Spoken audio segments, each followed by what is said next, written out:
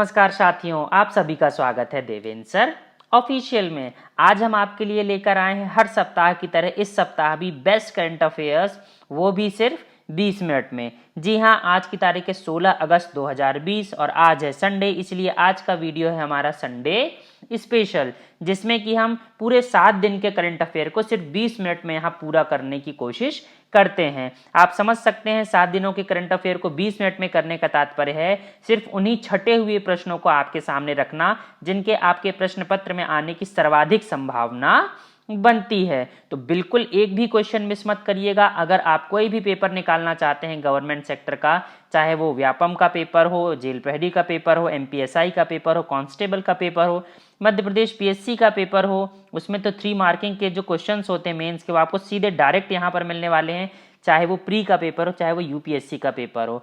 और अगर आपको इन सारे के सारे पेपर्स के नोट्स चाहिए हैं तो आप मेरे टेलीग्राम ग्रुप को ज्वाइन कर लीजिएगा।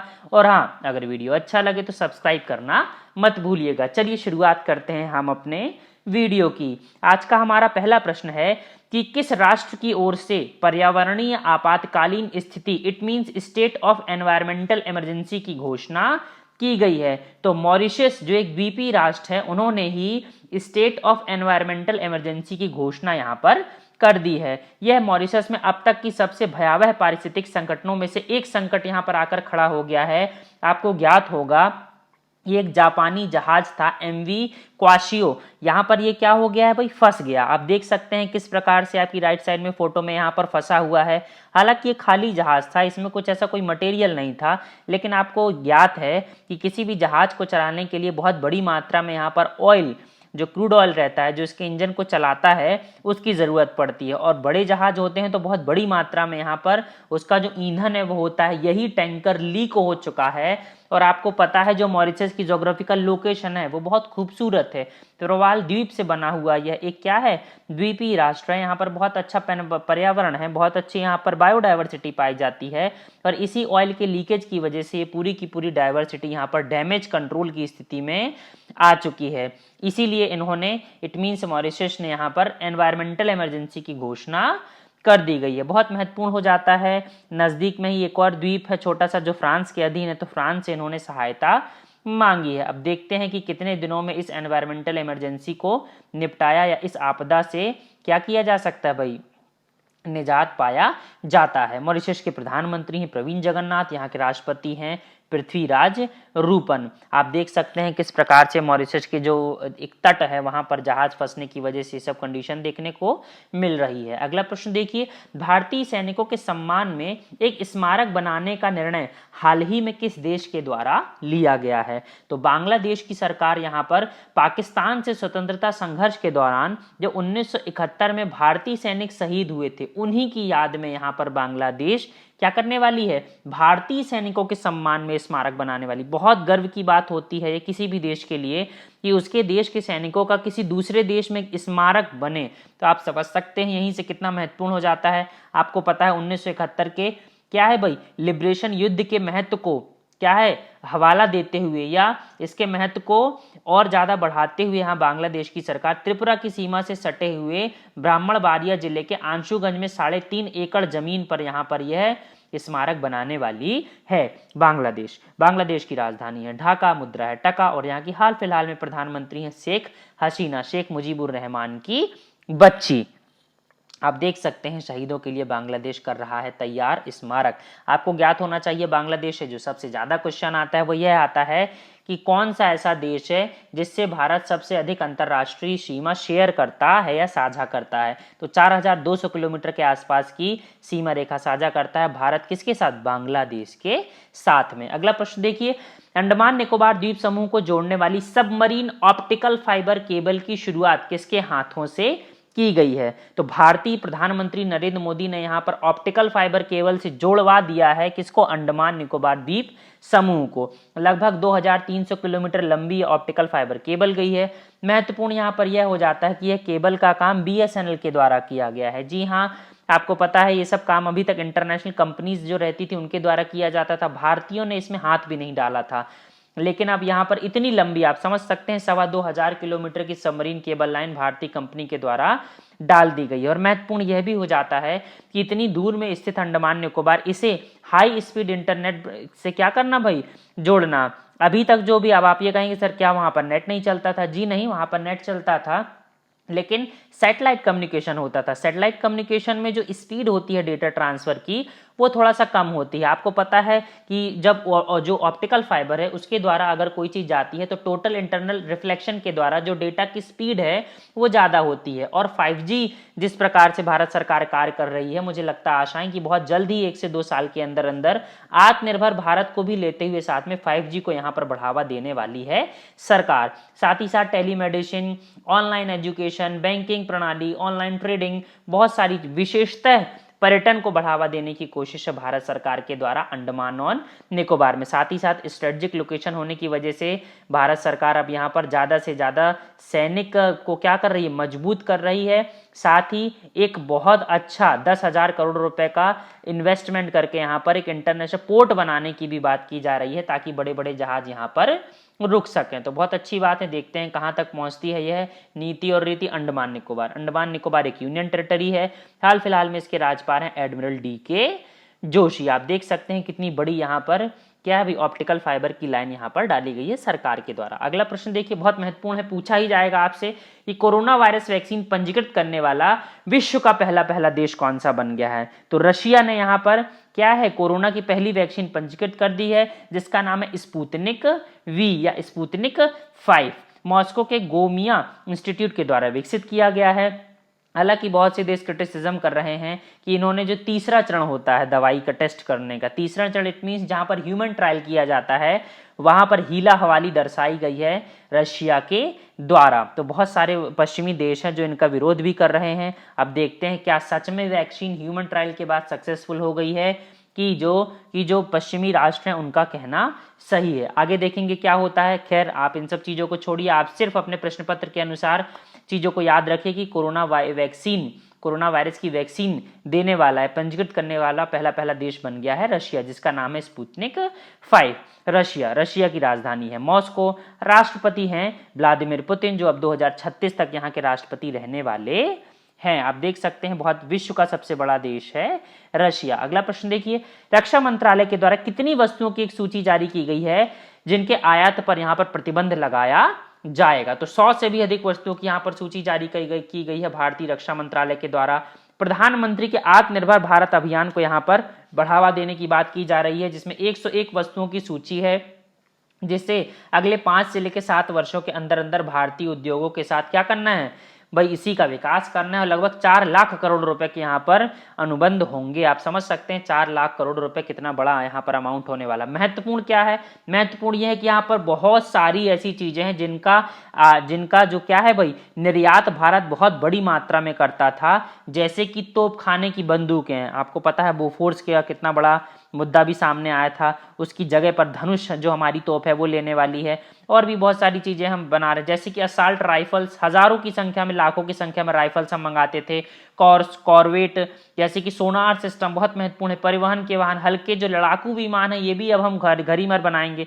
अच्छे अच्छे रडार सिस्टम्स को हम बनाएंगे। यहाँ की LCA जो लाइट कॉम्बैक्ट एयरक्राफ्ट है हमारे पास, हम उसका भी निर्माण करेंगे। बख्तरबंद गाड़ियां, आपको पता है अर्जुन टैंक, इन सब का भी हम निर्माण करने वाले। तो बहुत बड़ी मात्रा में हम यहाँ पर अब क्या है, विदेशी कंपनियों की निर्भरता को छोड़ने वाले हैं और हम आत्मनिर्भर भारत बनने वाले हैं। तो देखते हैं यह जो क्या है 5 से 7 वर्षों का जो टारगेट है ये भारत कब तक पूरा करता है।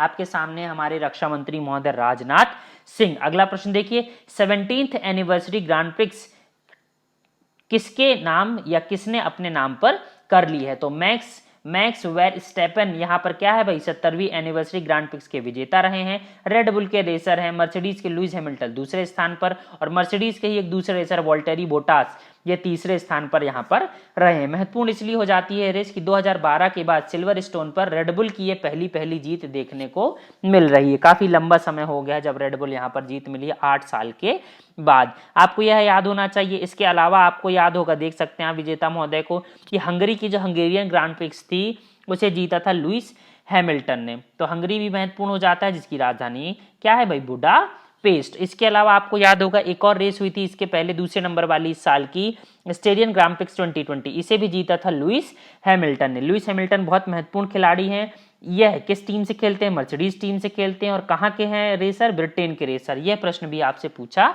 जा सकता, कई बार यह प्रश्न पत्र में बना भी है। चलिए अगले प्रश्न की तरफ चलते हैं। आईसीसी के अंतरराष्ट्रीय एम्पायरों के पैनल में हाल ही में किस भारतीय को शामिल किया गया है? तो यहाँ पर केरल के हमारे नए नए क्या है भाई एम्पायर हैं, KN अनंथा पद्मनाभन। ये क्या है भाई? आईसीसी के एम्पायरों के एलीट पैनल में यहाँ पर शामिल हो गए हैं। तो बहुत महत्वपूर्ण हो जाता है। 3 इनके प्रथम श्रेणी के शतक हैं और 8 अर्धशतक भी इन्होंने लगाए हैं। केरल के लिए इन्होंने अच्छे खासे गेम्स खेले, आप यहाँ पर देख सकते हैं। तो बहुत महत्वपूर्ण हो जाते हैं ये हमारे अनंता पद्मनाभन महोदय। आईसीसी के हाल फिलहाल में कौन है भाई अध्यक्ष? इमरान ख्वाजा, ये अंतरिम अध्यक्ष हैं। आपको पता है कुछ दिन पहले जो हमारे चेयरपर्सन थे शशांक मनोहर, उन्होंने इस्तीफा दे दिया था। इसके अलावा आपको याद होगा ये जो हमारे क्या है एम्पायरों का एलीट पैनल है, इसमें एक और भारतीय को कुछ दिन पहले शामिल किया गया था जिसका नाम था नितिन मेनन। तो 2 व्यक्ति हो चुके हैं इस साल के हमारे एम्पायरों के एलीट पैनल में, एक है नितिन मेनन और एक है हमारे केरल के अनंता पद्मनाभन महोदय। बिल्कुल भी मत भूलिएगा, मैं आपको बता चुका हूं कि क्या है शशांक मनोहर क्या कर चुके हैं, आईसीसी के जो चेयरमैनशिप है उससे इस्तीफा दे चुके हैं। 2 साल पहले ही इन्होंने इस्तीफा दे दिया। इसके अलावा जो क्या है हमारे आईसीसी के जो सीईओ हैं वो है मनु शाहनी। कई बार ये वाला प्रश्न पूछा जा चुका है और हेडक्वार्टर पड़ता है आईसीसी का दुबई में। आप देख सकते हैं हेडक्वार्टर की बिल्डिंग। चलिए अगले प्रश्न की तरफ चलते हैं। एक होमग्रोन रॉकेट इंजन बनाने की क्षमता दिखाने वाली पहली भारतीय निजी फर्म कौन सी बन गई? अति महत्वपूर्ण प्रश्न है। उसका नाम है कंपनी का स्काईरूट एरो स्पेस और इसने जो रॉकेट इंजन बनाया उसका नाम रखा है रमन। जी हाँ, एक 3D प्रिंटेड रॉकेट इंजन इन्होंने बनाया है जिसका नाम जो भारतीय जो वैज्ञानिक थे डॉक्टर सीवी रमन जो नोबेल पुरस्कार विजेता थे उन्हीं के नाम पर यह है रखा गया है। इंजन का नाम क्या है? रमन। ये भी पूछा जा सकता है और स्काई रूट आपसे जो कंपनी का नाम है वो भी पूछा जा सकता है। क्यों है? क्योंकि पहली कंपनी बनी। महत्वपूर्ण हो जाता है। आपको याद होगा कि जून 2020 में ही अंतरिक्ष में निजी कंपनी की भागीदारी को केंद्रीय कैबिनेट ने भारत सरकार के द्वारा मंजूरी दे दी थी। अब देखते हैं 1969 में स्थापित इसरो जो कि एक सरकारी फर्म थी, उसने बहुत अच्छे तरीके से यहाँ पर काम किया और विश्व की बड़ी बड़ी जाइंट कंपनियों को इन्होंने क्या कर दिया है भाई? धूल चटा दी है। अब देखते हैं कि प्राइवेट सेक्टर कंपनीज भारत देश में कैसे इस स्पेस सेक्टर में अपना काम करती हैं।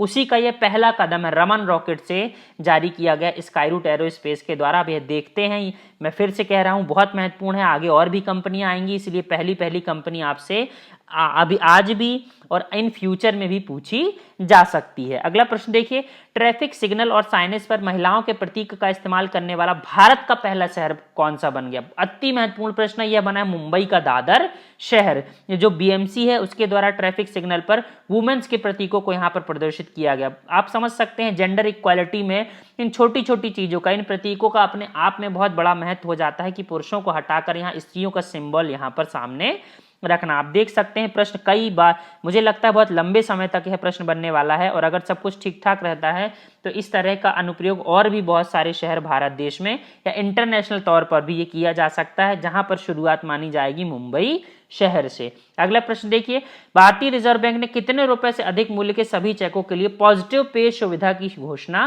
कर दी है? तो 50,000 रुपए से अधिक का अगर कोई भी चेक होगा तो वहां पर पॉजिटिव पे सुविधा का यहाँ पर उपयोग दिया जाएगा। क्यों किया जाएगा भाई? जो धोखाधड़ी होती है उसको रोकने के लिए। आप समझ सकते हैं कि चेक में ये 50,000 रुपए से चेक का जो टोटल वॉल्यूम रहता है उसके हिसाब से लेन देन सिर्फ 20% ही होता है, लेकिन अगर आप पैसों के हिसाब से देखें तो 80% लेन देन यहाँ पर जो टोटल होता है वो 50,000 रुपए से अधिक का ही होता है। तो आप समझ सकते हैं कितना महत्वपूर्ण हो जाता है पॉजिटिव पे की क्या है भाई स्थिति। पॉजिटिव पे होता है। अब पॉजिटिव पे समझिए, पॉजिटिव पे आपको पता है कि जब आप किसी भी व्यक्ति को चेक देते हैं तो आप सिर्फ एक व्यक्ति के नाम पर चेक जारी कर देते हैं। वो व्यक्ति अपने बैंक में जाता है, वो चेक क्या है भाई बैंक को देता है और बैंक उसको पैसे दे देता है। ऐसे में कभी कभी ये भी देखने को मिला है कि बहुत से फर्जी चेक बना दिए जाते हैं और आपके अकाउंट से पैसे निकाल लिए जाते हैं। अब अगर पॉजिटिव पे होगा तो यहाँ पर क्या होगा, मान लीजिए कि मेरा बैंक ए में क्या है भाई खाता है और आपका बैंक बी में खाता है और मैंने क्या किया, मैंने आपको चेक काट कर दे दिया, तो मुझे यह अपने बैंक को, इट मींस बैंक ए को भी बताना पड़ेगा कि मैंने बैंक बी को चेक दिया है। कितने भाई? 50,000 रुपए से ज्यादा का। इससे क्या होगा, इससे अगर कोई 50,000 से ज्यादा का फेक चेक आएगा तो वो कैश ही नहीं किया जाएगा। क्यों नहीं किया जाएगा? क्योंकि मैंने तो अपने बैंक को कोई इन्फॉर्मेशन ही नहीं दी। हाँ, अगर मैं आपको भी चेक देता हूं 50,001 का और अपने बैंक को भी इन्फॉर्म करता हूं कि मैंने आपको, इट मीन्स बैंक बी वाले व्यक्ति को 50,001 का चेक दिया है, तो वो कैश कर दिया जाएगा। आशा है कि आप समझ गए होंगे। ना समझ में आए तो मुझे कमेंट बॉक्स में बताइएगा। आप समझ सकते हैं पॉजिटिव पे की क्या भाई कार्यप्रणाली। अगला प्रश्न देखिए, लेबनान के बैरूत में हुए विशाल विस्फोट के कारण किसने इस्तीफा दे दिया है? तो प्रधानमंत्री जो थे वहां के हसन द्वीप और उनकी की पूरी सरकार ने, बहुत निंदा हुई उनकी इस विस्फोट के बाद, इसीलिए वहां पर क्या कर दिया गया है भाई, इस्तीफा दे दिया गया है। आपको पता है जो लेबनान की राजधानी है बेरूत, वहां पर 4 अगस्त को एक बहुत विशाल विस्फोट हो गया था। खतरनाक वहां पर रसायन रखे गए थे, काफी सालों से 2014 से रखे हुए थे।